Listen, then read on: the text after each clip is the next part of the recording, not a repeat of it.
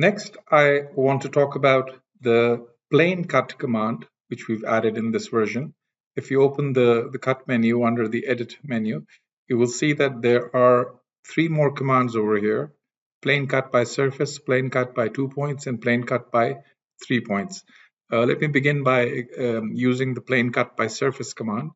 It's basically very similar to the fitting command, but unlike the fitting in which the fitting command will extend the frame element to that plane, this one does not. This one just you can just assign a plane, and then if the plane cuts the element, that's fine. If the element is away from that, then it won't cut it, or it will cut it partially. So this is called the plane cut. Let's just use it.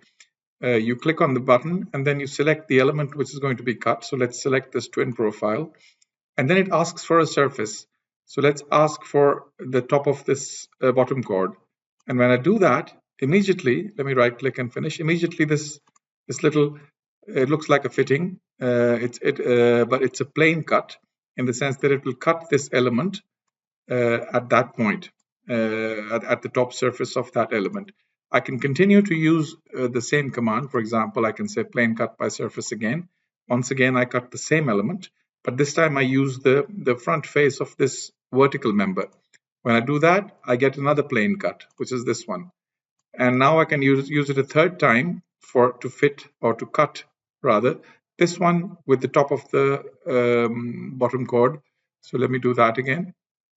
Let me say plane cut by surface, this element, and I select the top of the truss once again. And when I do that, now another cut has been created, and now all the clashes have been removed. If I turn off the cuts, you can see that basically that joint has been cut according to the situation.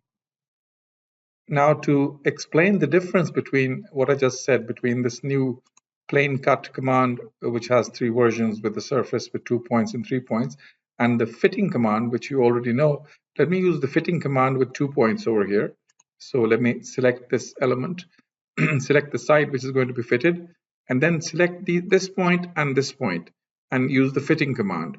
Now you will see that once I do that, this element is extended into that line. It was originally over here, and it was extended so that it gets cut. It gets extended to that point. Let me undo this, and now use the new command, which is the plane cut command.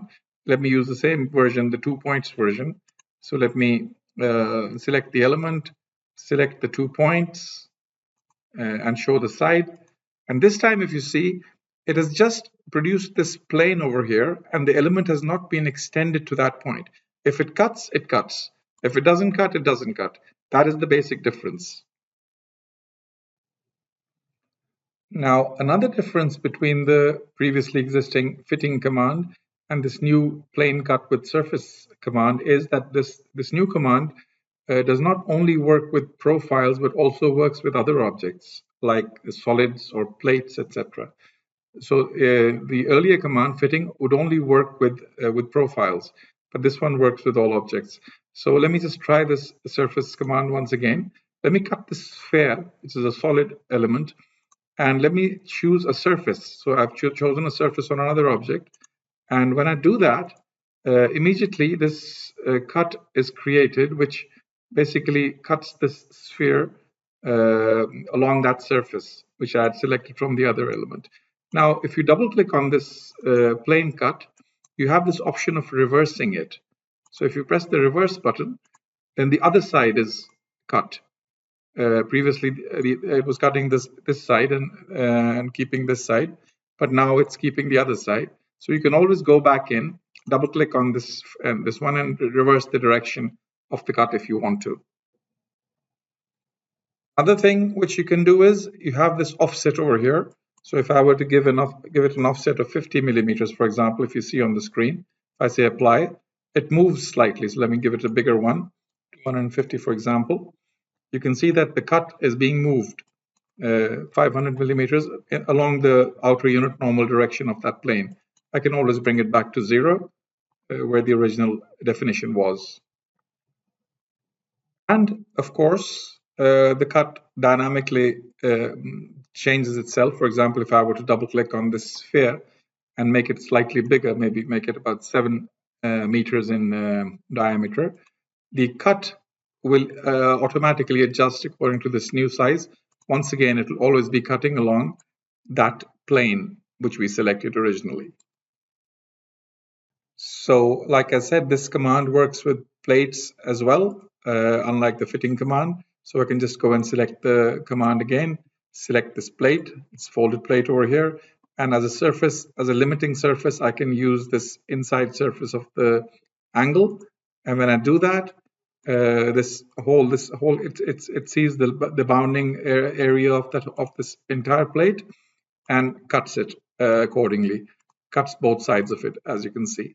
Now, if I turn on the handles, you will see that it's got 3 handles, which basically define the plane. And if I want, I can select these 2 handles, for example, this one and this one. And I can now even, if I were to move it, I can say move, let's say in the Y direction. I can give it a small offset of, say, 20 millimeters. If I say move, we'll see that the plane, the cutting plane is being moved.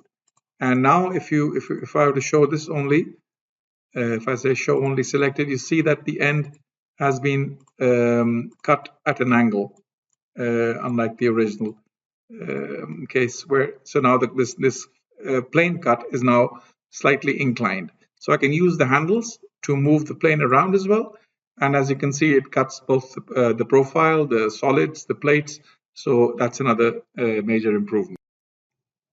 Now, as a final comment on this command, I would just like to remind you that when you're using it from a sectional view, for example, if I wanted to use the plane cut by surface, and I want to cut this member, so I select it, and now it's asking me to cut to select the surface, and I want to select the top surface of this bottom chord, but I can't select it because I'm working from the sectional view. So all I need to do is just come over here as close to it as I can and press the control key. It will flip to that section. You still won't be able to see it, but it is flipped. And now if you just press the left mouse button, you will see that it has selected the correct surface to create the plane cut. For example, let me do it again. Let me select this one, and I want to select the side of this vertical member. I can't select it. I just hover over there, press Control. Now I'm sure that it has selected the other one, and I press the left mouse button. Once again, if I want to cut this element with the top of the bottom chord, I hover over the top, press Control to make it flip, and just press the left mouse button. As you can see, those 3 plane cuts have been created very easily from the sectional view.